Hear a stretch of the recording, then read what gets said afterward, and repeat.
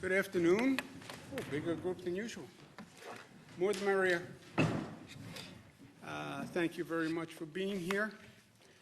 We'll give you some updated information, then we'll go from there. On this format of the presentation, I brought one of my own personal bias to the way we do this, for people who haven't noticed. I have an annoying personal habit that my children remind me of often, my staff too. They reminded me this morning. People love to give you their opinion on what they think. I think this, and I often will stop them and say, okay, before you tell me what you think, just tell me the facts. Just give me the facts first, before your interpretation of the facts. So I like to start with just the facts. Just give me the facts, and that's what we do in this presentation. Here are the facts, no opinion, no filter. And then I'll give you an opinion, but I'll tell you what's my opinion versus the facts. So just the facts.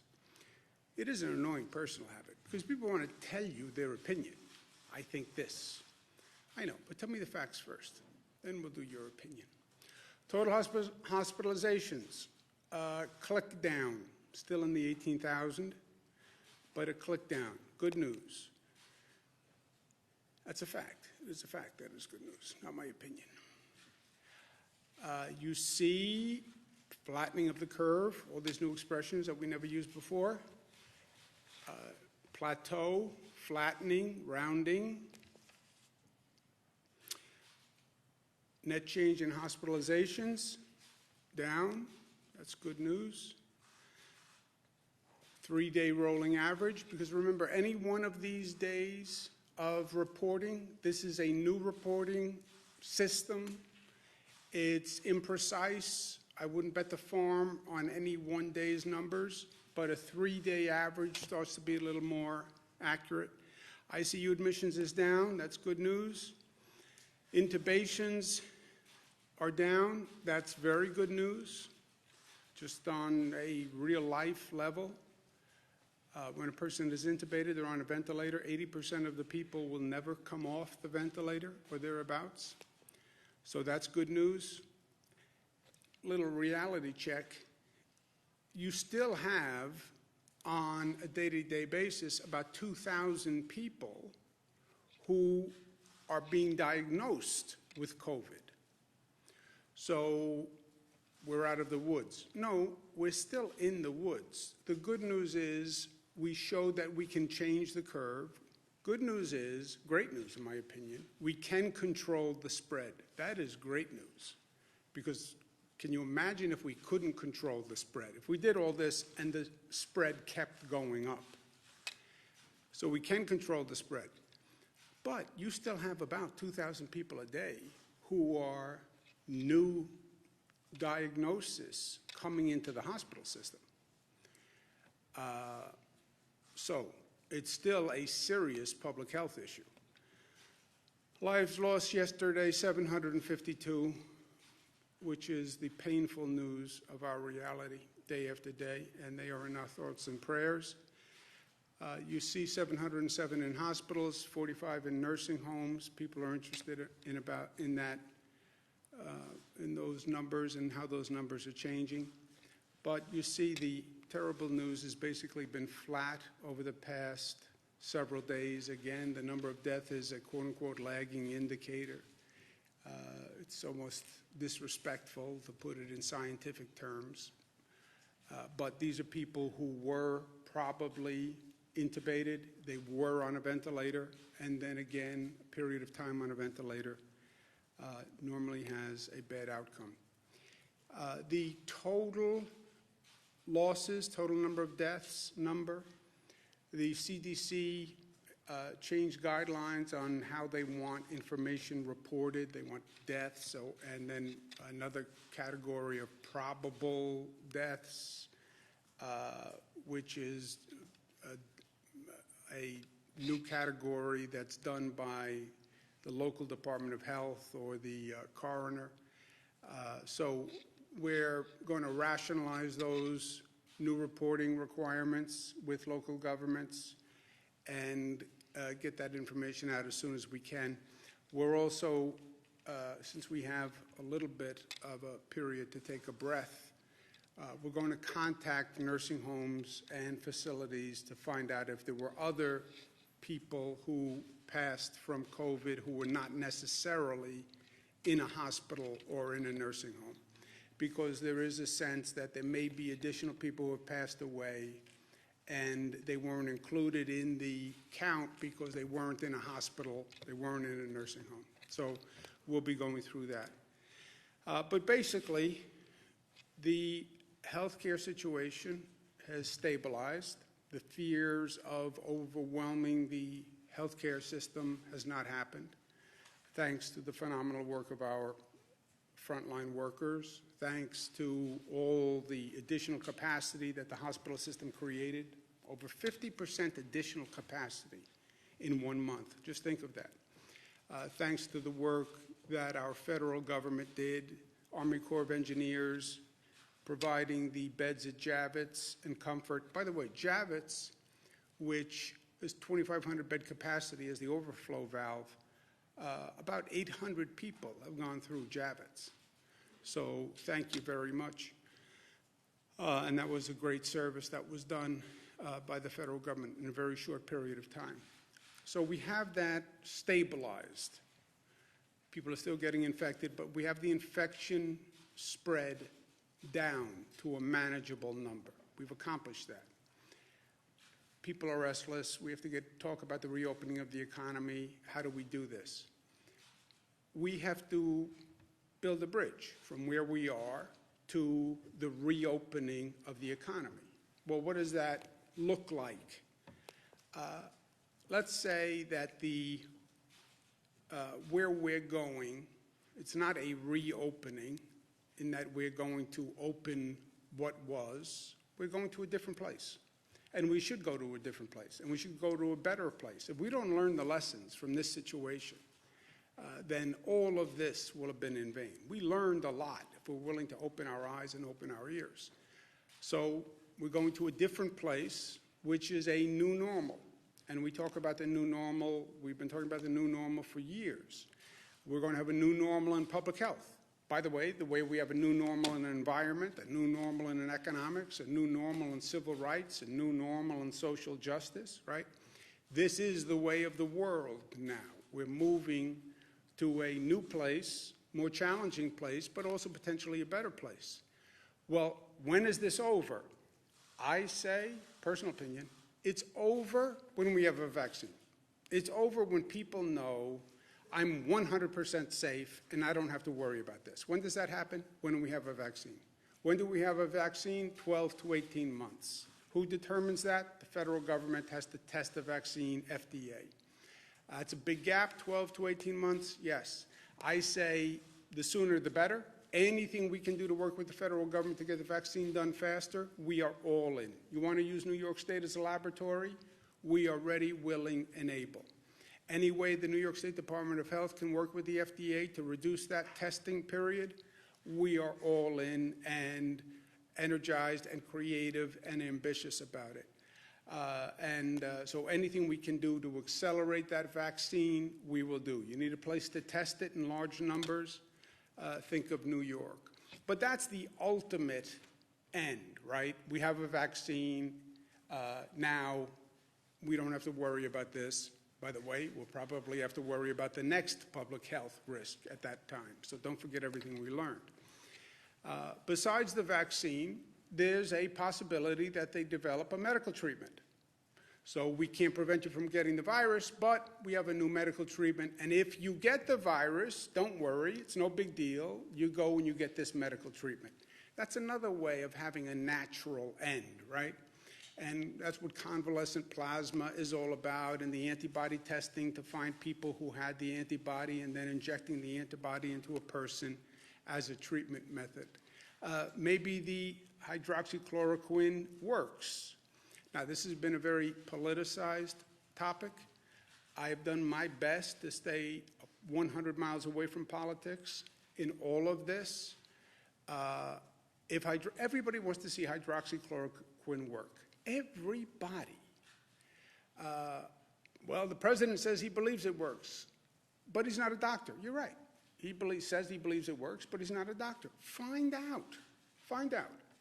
And everyone hopes that it works. And anything New York can do to test it, we will. We are now testing hydroxychloroquine. There are a number of hospitals that are doing it.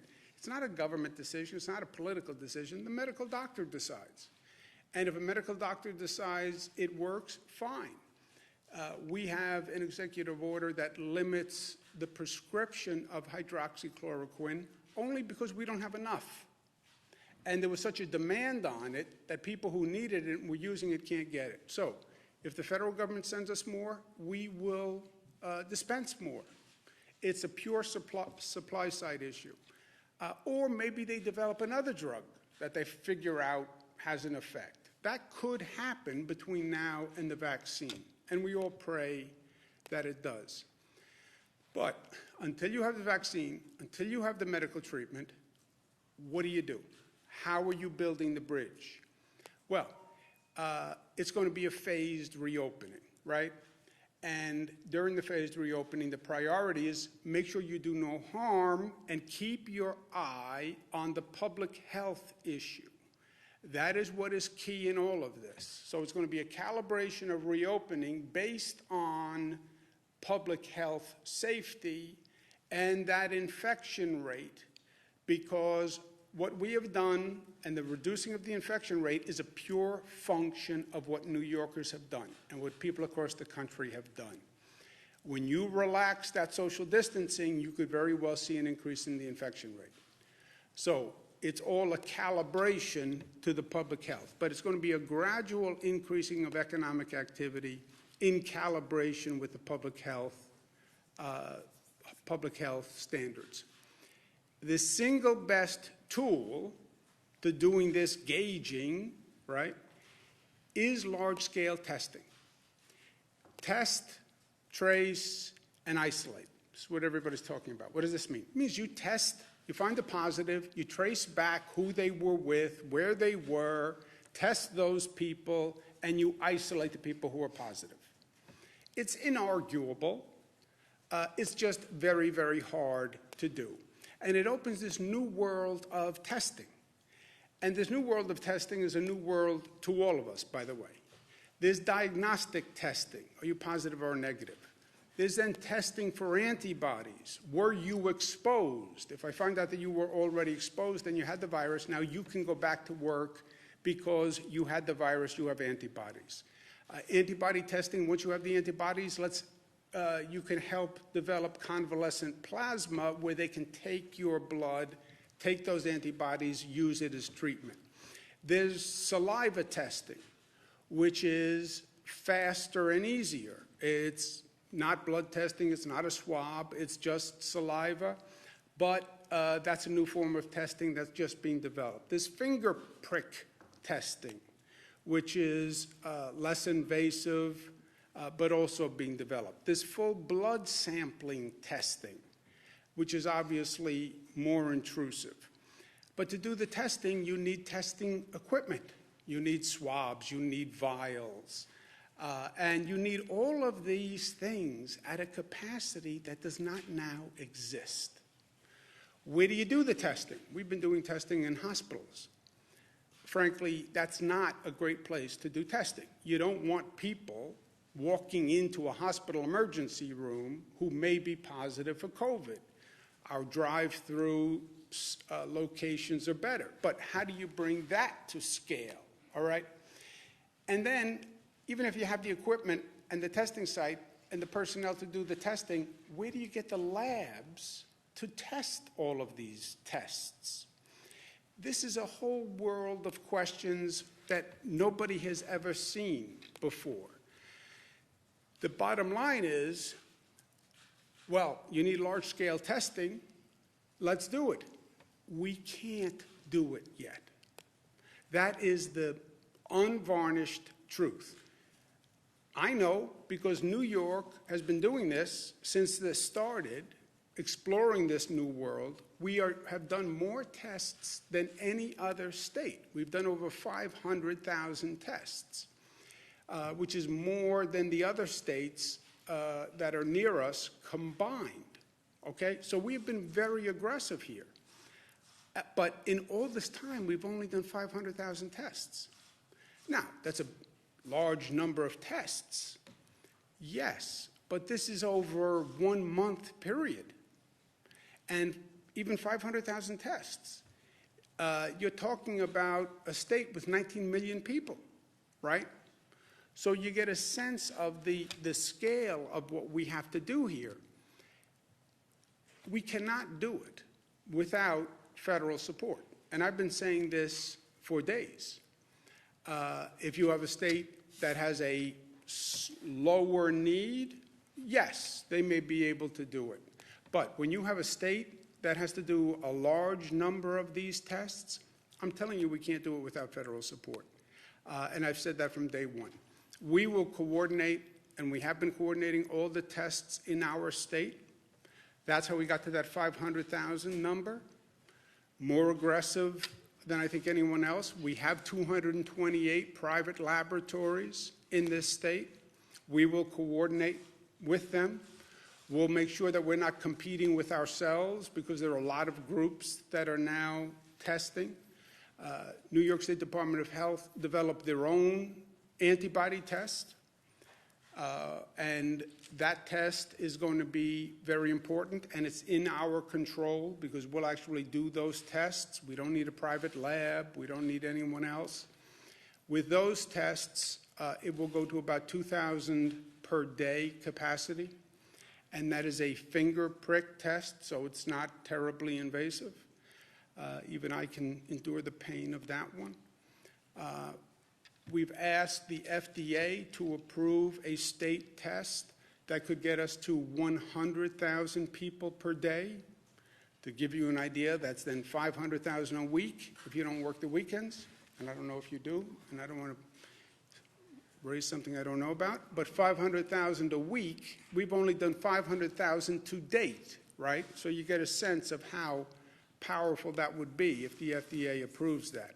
We're going to prioritize the antibody testing for first responders and essential workers, and this is important.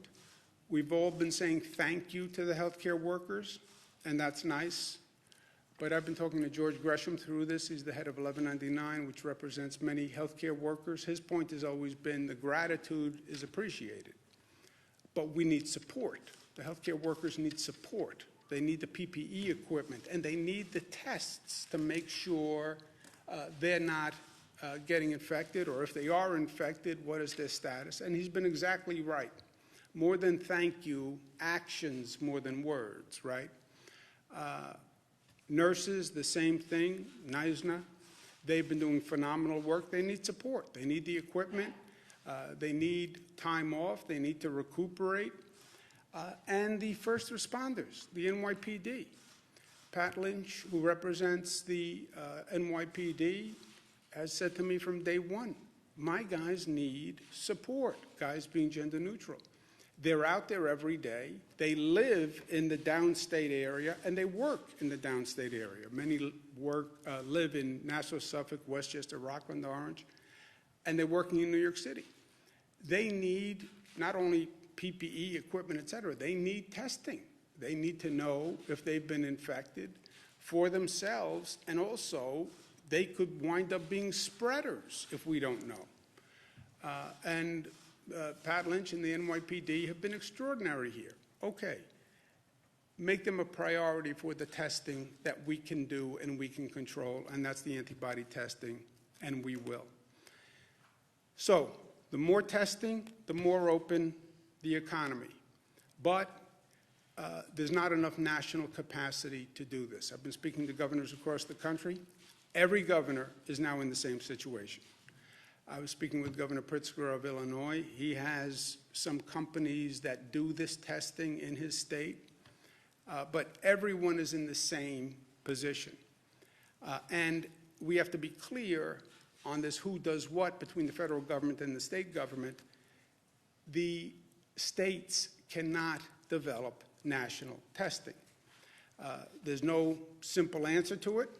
It's basically controlled by private sector companies who have been doing it at a reduced volume because that was the world. You didn't need such a high level of tests.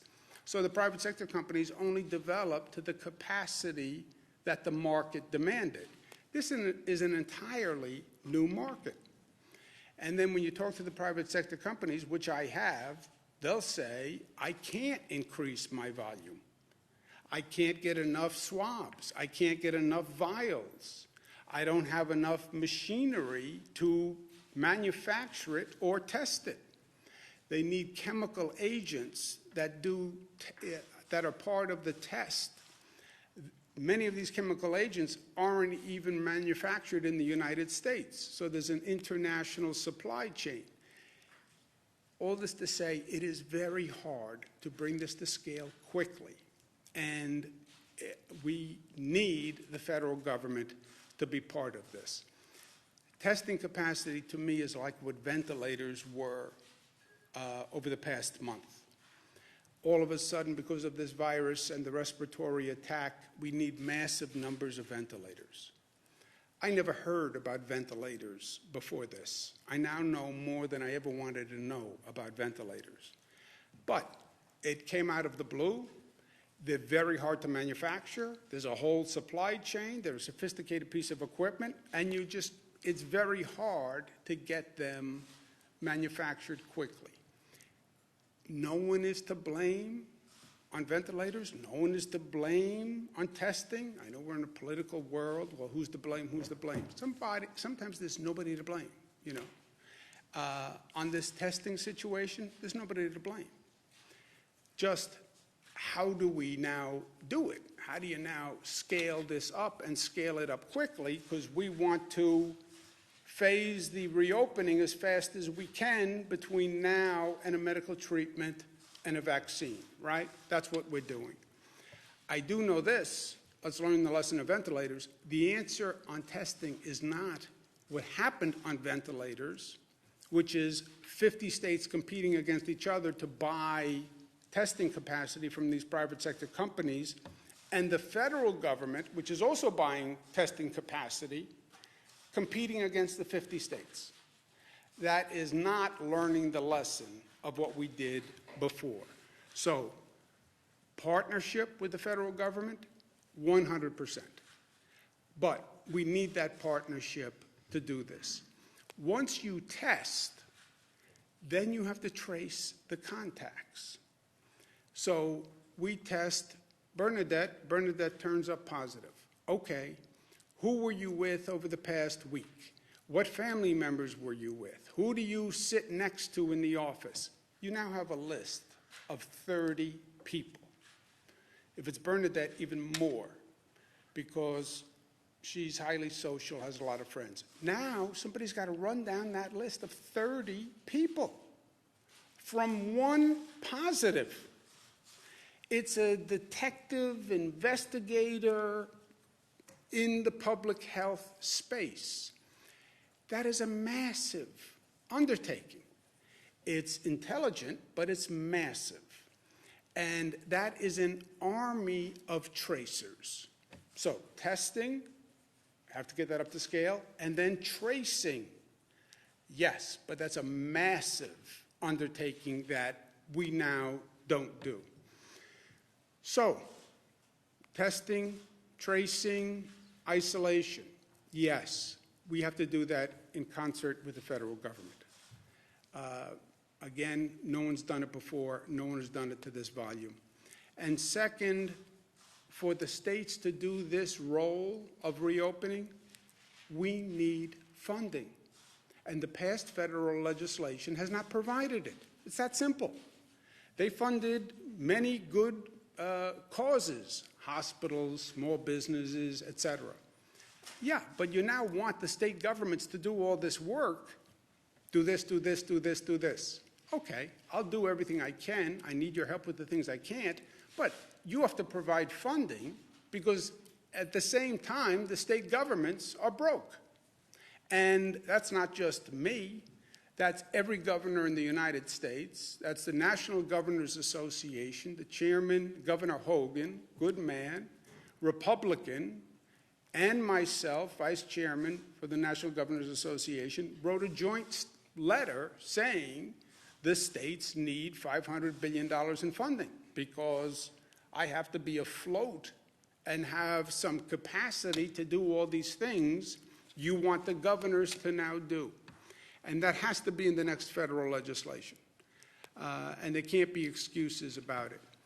So from today to 18 months, which is the last date for a vaccine, that's what we have to work through. First rule, do no harm. This is a public health crisis. We're still in the woods, and just because that number has plateaued doesn't mean it's any time to relax what we're doing. So do no harm, don't go backwards. Hope we find a medical treatment between now and 18 months. In the meantime, testing, tracing, trying to get that up to scale, which is going to be the equivalent of trying to get Apollo 13 back to Earth, 220,000 miles, 50 years ago. It is a very difficult task. It can't be done perfectly, I can tell you that right now, but we can do better than we're doing. And in the meantime, a phased reopening of the economy as educated by testing, tracing.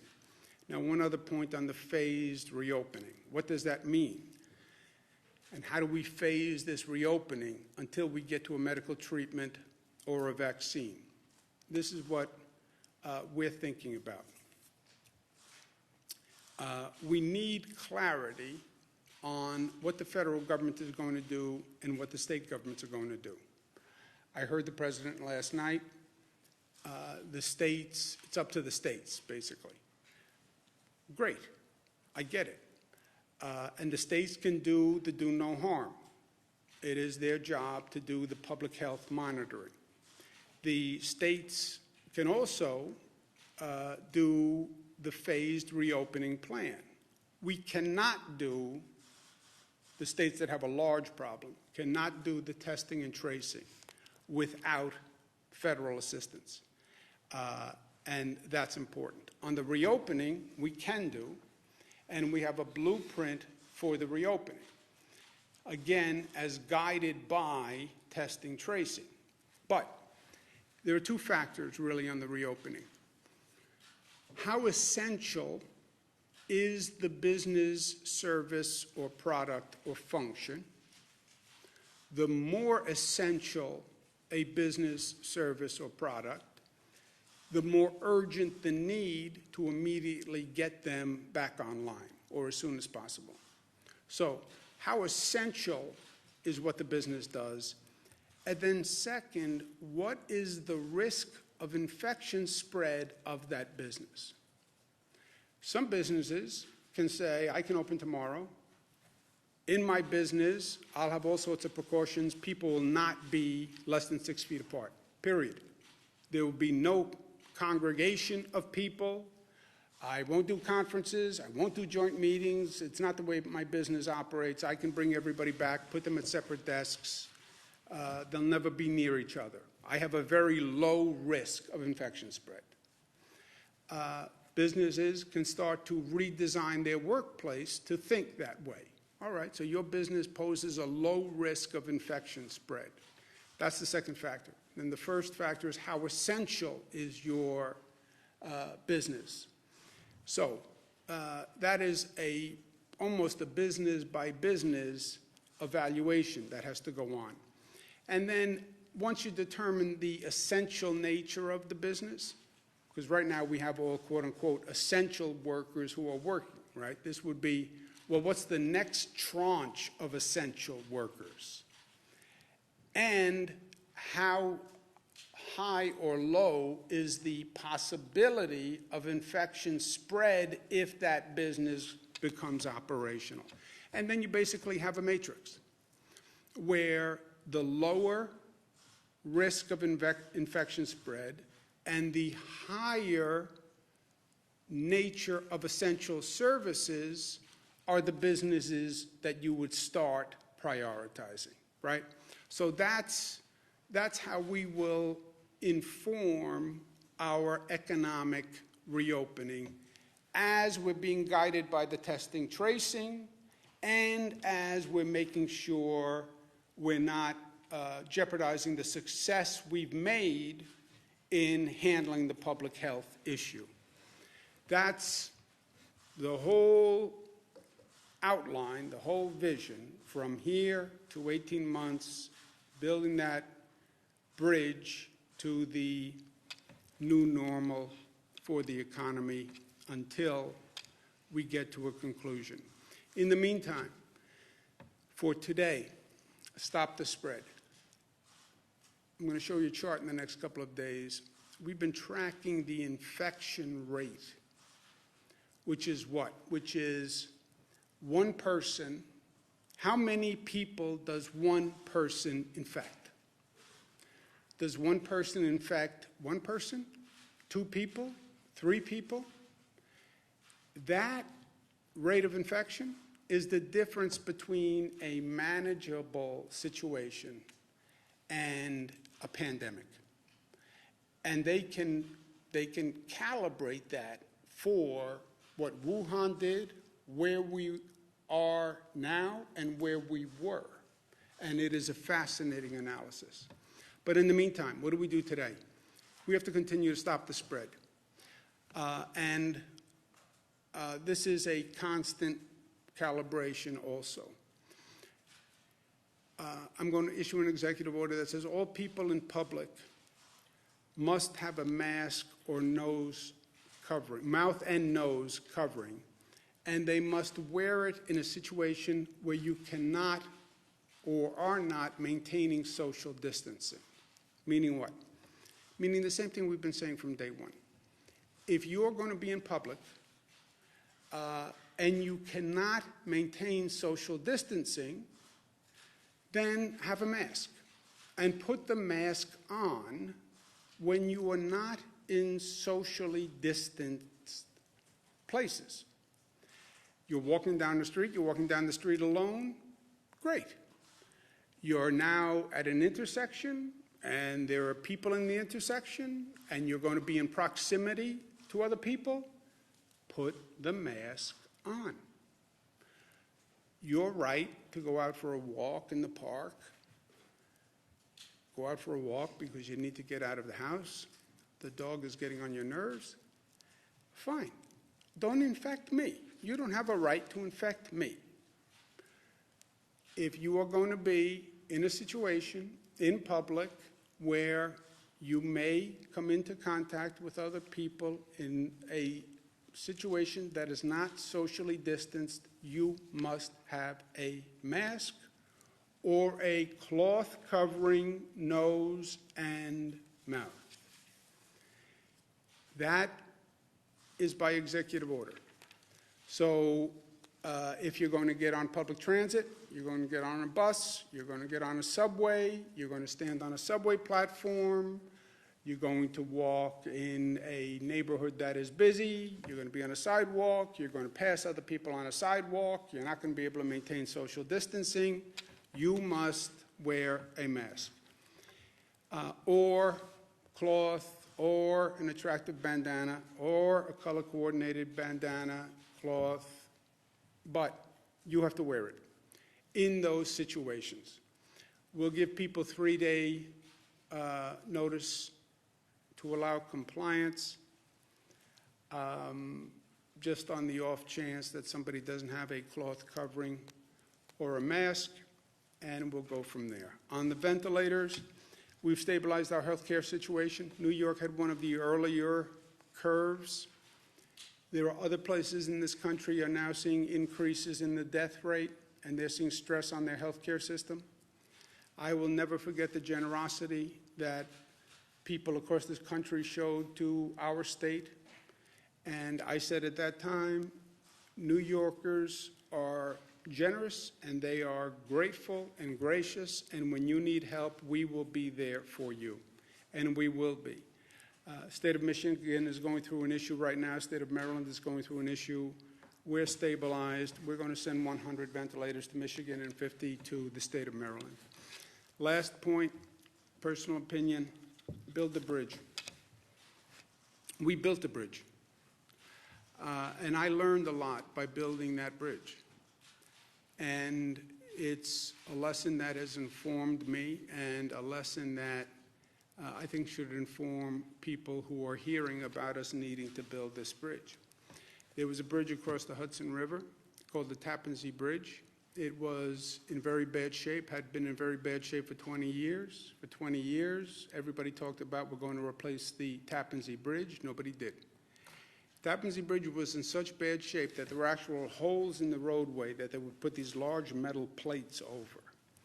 And when you were driving across the Tappan Zee, you go over one of these metal plates, and the plate would bounce a little bit. And you could actually see glimmers of light that would come through the hole and the metal plate. Traumatized 2 generations of drivers, me included. And government kept saying, yeah, we have to replace this bridge, we have to replace the bridge. Never did. I become governor, I say, we have to replace the bridge. A whole raft of bureaucrats say to me, I mean that in a nice way, you know what, it's too risky a venture. It goes across the Hudson River. The Hudson River is an environmentally sensitive place. You try to build a bridge in the Hudson River, you have to put down piles, you have to do all that construction. It's going to annoy environmental concerns. It's going to be very expensive. It's a very high-risk, difficult project. And they cautioned me not to do it. And by the way, for 20 years, nobody had done it. I said, yeah, but then you don't build the bridge. I understand the risk. I understand you could get blamed. I understand something could happen. I understand whatever you do in life, people are going to have 57 different opinions, and it's never going to be perfect. And yes, they can always write stories. This one criticized this one criticized this, and we love negative in society for some reason. But then you don't get anything done. Long story short, we built the bridge on time, on budget. It's beautiful. We did go through all the heartburn of going through a construction project in the public domain. Yes, many people criticized. We picked blue, they wanted green. We did this, they wanted that. That's the nature of people. But we did it. We did it. And it is a beautiful symbol for me. And for anyone who sees it, don't tell me that we can't do it. Don't tell me we can't do it. Because I know that we can do it. Because we did do it. And we did it very well. Have we dealt with a situation like this? No. Can we build a bridge that takes us from today to 18 months? Yes. Yes. Because we are bridge builders. That's what we do. We build bridges, sometimes literally, sometimes symbolically, sometimes metaphorically, but we build bridges. The bridges can be a bridge, can be an airport, it can be a new civil rights legislation, it can be new labor rights legislation, new minimum wage legislation, but we build bridges. That's what we do in New York, and we're going to do this. Questions? Governor, on the mask issue, now, so this will be any public space where there is congestion. We're talking busy streets, stores. We're just trying to get clarity on what this means. Any situation in public where you cannot maintain social distancing. 6 feet? Is that what we're talking here? 6 feet. If you can't maintain that social distancing because you're going to a congested area, or it's a situation where you can't maintain social distancing. You cannot maintain social distancing on public transit. You can't. You can on a street that is unoccupied, but if you're going out for a walk and you may come to a place where you can't maintain social distancing, you have to have a mask. Will there be penalties? Criminal prosecutions? There's a possibility for a civil violation. You could get a penalty. You know, you jaywalk theoretically, you get a penalty. Local governments would enforce it. I don't want to go to a penalty yet. I don't think we haven't seen flagrant non-compliance. So there won't be a penalty, but it is an executive order. I'm directing, if people don't follow it, we could do a civil penalty. You're not going to go to jail for not wearing your mask, but if we get there. But for now, no, there's no civil penalty. But local government should start to enforce it, and they should come up and say, you know, Jesse, you're supposed to be wearing a mask. And by the way, people will enforce it. They'll say to you, if they're standing next to you on a street corner, where's your mask, buddy? In a nice New York kind of way. Is it in the public interest in the public health for New York to release the number of COVID cases and fatalities at individual nursing homes? Two interests? Is it in the public interest? I know. Two interests. One interest is release as much data as possible. We will release as much data as possible on people who have died in nursing homes. Second interest is respect and legal rights to privacy.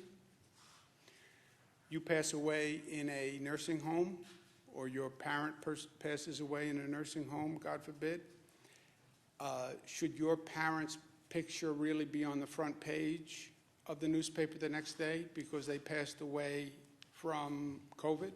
Did that mean their privacy should be violated? And I should release their name so that they could be on the news that night? You know, so that's the balance. I've said to them, err on the side of more disclosure, and that's what they've been doing, and that's what they're going to continue to do. But don't discount a person's right to privacy about the death of a loved one and your right to publicize that death because you want to. So it's a balance. Just remember that. I was talking about names, like Okay. names, and I think people were talking about just counts. I got it. Governor, No, people are. Maybe you're not, but people are. so on this Bernadette. executive order, Mayor de Blasio, what kind of coordination do you have with the city? Because Mayor de Blasio said today, if you go into a grocery store, you have to wear a mask. That's his new order. But did you talk to him at all? And also, going back to my question yesterday with those homegrown tests, you're talking about you need federal assistance in order to up capacity and capability. But if the city's already trying to do that as well, how much are you working with those city partners? Yeah, Melissa can talk about the overall coordination. We have 400 local government officials in this state. This is a statewide order. I have 700 school districts. I have 50-something county executives. We coordinate as much as we can with everybody. Local governments should and must be doing what they think is necessary. And then we have statewide directives that everyone should do because we have to have one state plan, right?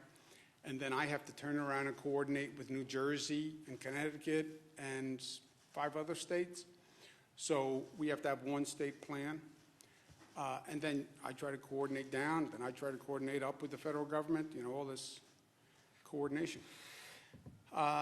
So you do the best you can, but when you have a statewide situation, which is what this is, you have to have rules that are statewide, and we try to coordinate with everyone. They can have their own rules, they just can't conflict with a statewide rule. That's the balance, that's the law. So they can do anything they want, just they can't conflict. There will be times when they take a local action, which happens usually also. They take a local action, the state then takes an action, the state action overrides the local action, whether it was plastic bags or whatever, you know. A lot of times we get into situations where you have a lot of local laws, different local laws, and then the state takes an action which overrides the local laws. That's not just in this situation. This is just a more condensed version of it. So I don't know all the local laws that are out there on masks, to tell you the truth. And as long as they don't conflict, great. But if there's a conflict, the state law governs. So Bernadette, I could just to follow up on that. So The details here are obviously important. What the mayor announced yesterday was that he's going to be moving to the new testing system, that they're going to be acquiring testing systems. What he's talking about is the swabs and the vials that they go in.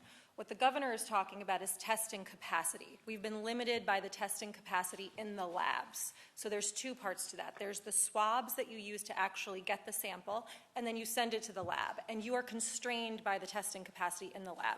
So what the governor's talking about is increasing the capacities in the lab, and we are working hand in glove with the city on that and all of our local governments. On the masks, yes, I've been speaking to the city. We're fully supportive of what they said this morning in grocery stores, and we discussed it, and this was the next logical step, was to build on top of that. So, maybe just so you understand testing and how complex this is. The first issue is you can't bring it to scale, but forget that. Before you even get there, you can't get enough equipment, testing equipment, swabs, vials, literally the material that you need. When you talk to a private sector company, this is all done by private sector companies. When you talk to them about how do you triple capacity, they'll say, I can't get the swabs. I can't get the vials. I can't get the physical equipment. That's one step. They'll then say, I can't get the testing agents, the chemicals that they need to do the actual testing. They'll then say, I don't have the machines that can do the testing. So you have that whole supply chain. On top of it, you have people contracting for tests, all the states, the federal government, local governments, cities, counties, towns, all across the country. You then have private companies that are trying to buy tests. Why? Because I have my workers coming in, and I want to test my workers. I'm an essential service. I'm a food manufacturer. I have 200 employees. They're going out to buy tests to test their 200 employees. All of this volume is descending on these private sector testing companies that never anticipated this tremendous volume. So you're one of these testing companies, they're getting called from everybody. Private companies, local government, states, federal government, I need more, I need more, I need more. So you have this whole, it's just a complicated, chaotic, it is what ventilators was, probably even worse. Now, can the federal government do this? No. Can the state government do it? No. Can anyone do it? No. But we have to do the best we can to try to figure out how do you get the supply chain up, where do the chemicals come from, what countries do they come from, and that has to happen with the federal government. The state has shut down at least one state park in Rockland County at the request of local officials there. Why was that done, and do you anticipate closing down more state parks across the state? I don't know why the park was closed down. Does anybody know? Yeah. Melissa? There were complaints from some local elected officials, I believe, in Rockland County, and so the Parks Department evaluated the situation, and they decided to err on the side of caution, and so they've temporarily closed the park. Our goal is to leave the state parks open because, as the governor said, we do want green space where people can go and get fresh air and exercise safely while they're able to social distance. So we're going to evaluate that situation and make a determination for the long term, but for the short term, it is closed. Your incidental now outpaces far way too many other states. Can you please comment on whether or not you think that the state should have closed down sooner, and if you believe closing down the state sooner would have saved more lives in New York? Yeah, look, we can go back and do a retrospective sometime when this is over. As I said, I don't like to do Monday morning quarterback when you're at halftime, because you're at halftime. So it's not really, I don't know how this turns out. I don't know how it turns out for New York. I don't know how it turns out for the nation. So I just don't see how you start to do a game review while you're at the middle point of the game. If you forced me for a game review now, I would say, yeah, I'd like to know, let's go back to December, January. Who was saying what, when? Where was the international health community? The president says, where was the World Health Organization? This is not my world, right? I don't know who should have done what, when, in January, February, et cetera. On the New York, which is a convenient fact that people miss, there is no state that moved faster than the state of New York from the time of our first case to starting to shut down to total shutdown. That all happened in like 19 days in the state of New York. We didn't have a case early on. Remember, this was Seattle, state of Washington, California first. It came to the East Coast later. But from time of the first case to total shutdown, New York State was the shortest period of time. There were, excuse me one second. And then we had steps in the middle between first case and total shutdown. We did schools, we did 25%, 50%, 75%. But the whole thing was 19 days.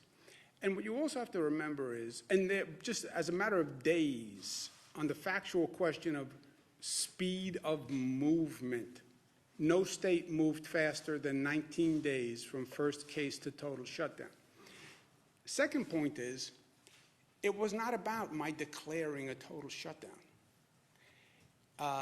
No one had been here before, and yeah, I can sign an executive order saying total shutdown, and the people of New York can say what they would like to say, which it said nicely is, I am not going to comply with that because it's highly intrusive, and you have not shown me any need for that action. Do you personally regret not moving quicker? No, I moved faster than any state in the nation. What else do you want? Yes, Governor, Renee. I have two questions on the masks. There's video out of Philadelphia of 10 officers pulling a man off of a train who was not wearing a mask when he was told to put one on or get off. Obviously, in New York, public transit is big. If that happens, if people refuse to get off the trains, what will happen to them? Yeah, we're not there yet. There is no civil penalty yet. There is no mandatory eviction from a public transit yet. Step one is, talking before, the way I govern is I try to lay out the facts to New Yorkers and then say, this is what I propose given the facts, right? Started by saying, here are the facts. It's not my opinion. It's just here are the facts. Then I'll offer my opinion, and you can throw it out the window, throw it in the garbage pail. Then I'll say, this is what I propose based on the facts. Our success here has been the very high compliance rate with a very aggressive policy that came out of the blue. I mean, just think what you're asking people to do. Stay home and don't go outside. Why would you ever believe New Yorkers would comply with that? I think we were very effective at laying out the facts and explaining why. They're staying home, not because I'm giving them a ticket or because I am saying you'll go to jail. They're staying home because they say, I heard you, and it makes sense to me, and I'm doing it because it makes sense to me. So I haven't given anybody a ticket for running a business. I haven't given anybody a ticket for violating anything. It's because they understood the facts. Where I am now, I'm saying, here are the facts. Stopping the spread is everything. How can you not wear a mask when you're going to come close to a person? On what theory would you not do that? Now, if they don't accept that and there's widespread noncompliance, could we go to civil penalty, or could I say you can't be on the trains or buses unless you wear a mask? You could get there. I assume that's what Philadelphia did if they said they're taking a person off a train. But we're not there yet. And I hope New Yorkers will do it because it makes sense. Last part, but also I think people are, is this going to put people in a situation where they're scared not to wear a mask? They want to go on a run or a walk and they don't think they'll see anyone, and they're worried about getting shamed for not wearing the mask. People, even in this news conference, viewers are writing, why isn't everyone in this room Yeah, wearing a I mask? want to know why you're not wearing a mask. Governor, regarding the I know why. So you wear a mask, you keep it below your chin, and then when you are running and you come close to a person, you either run across the street or you put the mask up over your mouth and nose. So, look, it's not the biggest inconvenience in the world, right? It doesn't have to be a surgical mask. It could be a cloth mask. Have it with you, and if you're in the walk in the woods and you don't see anyone, great. If you're in the walk in the woods and here comes John Campbell, and because that's what he does a lot is walk in the woods, and you happen to run into him, then you have to put up your mask because here comes John Campbell. It's not that when you think about, look, you get everybody's working so hard to spread the disease. The harm done if someone gets the disease, the number of people impacted, the healthcare workers, wear the mask. What's the big deal? It can be a mask, it can be a cloth, it can be a bandana, you can make it colorful, you can have a design, make it advertising. What's the big deal, right? Risk reward is life. the pay freeze for that hits about 80,000 union workers. I think there's 500 to 600 docks workers who have now been infected. That's the prison system, that's parole. Some of them are nurses in state hospitals.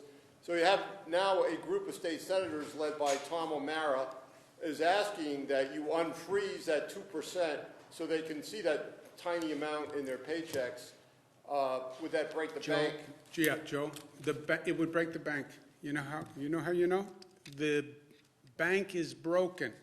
That's how you know. And the state is broke. And there's a lot of good things I would like to do for a lot of good people that we cannot do until we have some financial stability. And if they want to help, tell them, call Washington and tell Washington that you neglected the state's financial needs in the legislation you passed was wholly disrespectful of the reality of the situation. And you know that state governments are insolvent. You know they had to freeze pay increases. You know they had to take all sorts of drastic measures. They couldn't fund education the way they wanted to. Provide financial assistance to state governments so they can do their work. I have to go to work. Say to How does school fit in on ending the pause or winding down the pause?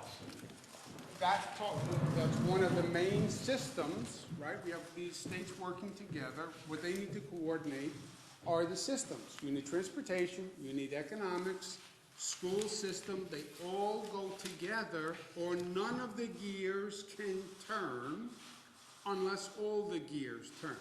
Remember? Why are responders getting